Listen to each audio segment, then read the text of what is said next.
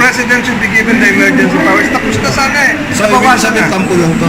Ha? Tampo lang to ng Hindi presidente. sinasabing tampo. Pero, Ano, parang ano.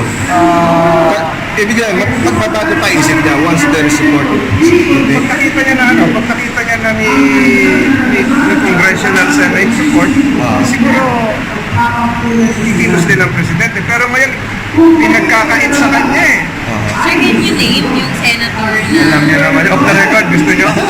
Sabi niya, Off the record? Off the record, sir. Alam niyo naman kung sino chairman, di ba? Di ba si Grace? Di ba? so, pagka kayo, anyway, is very one lahat. Kayo ho bang ganun na sa, kung lahat kayo, yung push for emergency powers. Dapat matagal nang binigay. Gaya ng emergency, the emergency has been there for so long a time. Why deprive the chief executive of the power which is supposed to address the